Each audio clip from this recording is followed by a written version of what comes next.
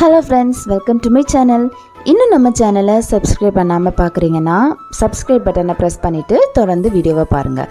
உங்களோட love and சப்போர்ட்க்கு என்னோட பெரிய தேங்க்ஸ். இன்றைக்கி என்ன டிஷ் பார்க்க போகிறோன்னா, நம்ம செய்யக்கூடிய எல்லா விதமான கிண்டு சாதத்துக்கும் இது ரொம்ப ஆப்டாக இருக்கும். அதாவது தக்காளி சாதம், புளி சாதம், லெமன் சாதம், தயிர் சாதம், அதே போல் பழைய கஞ்சி கூட இது ரொம்ப சூப்பராக இருக்கும். இந்த துவையல் சம்மதின்னு சொல்லுவாங்க. இந்த துவையலை எப்படி பண்ணலான்னு பார்க்கலாம். இந்த துவையல் நார்மலாக பச்சை மிளகாய் வச்சு அரைக்காமல் வத்தலை சுட்டு அரைச்சோன்னா அதோட டேஸ்ட்டே வேறு லெவலாக இருக்கும். அப்படி தான் நம்ம இன்றைக்கி செய்ய போகிறோம்.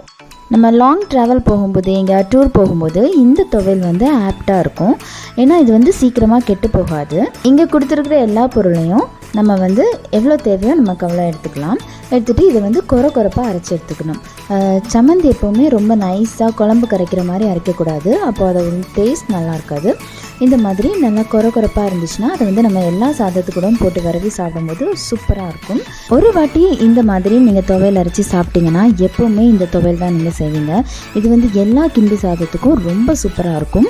லாங் ட்ராவலுக்கும் இது ஆப்டான ஒரு துவையல் தான். நீங்களும் வீட்டில் இதை ட்ரை பண்ணிவிட்டு எப்படி இருந்துச்சுன்னு கமெண்ட்டில் மென்ஷன் பண்ணுங்கள். ஹோம் மேக்கர் லோரா சேனலை சப்ஸ்கிரைப் பண்ணிடுங்க. உங்களோட அன்பும் ஆதரவும் எனக்கு எப்போவுமே தேவை. Keep supporting me. இந்த வீடியோ பிடிச்சிருந்தா மறக்காமல் லைக் பண்ணுங்கள், ஷேர் பண்ணுங்கள், கமெண்ட் பண்ணுங்கள். எனக்கு ஒரு நல்ல மோட்டிவேஷனாக இருக்கும்.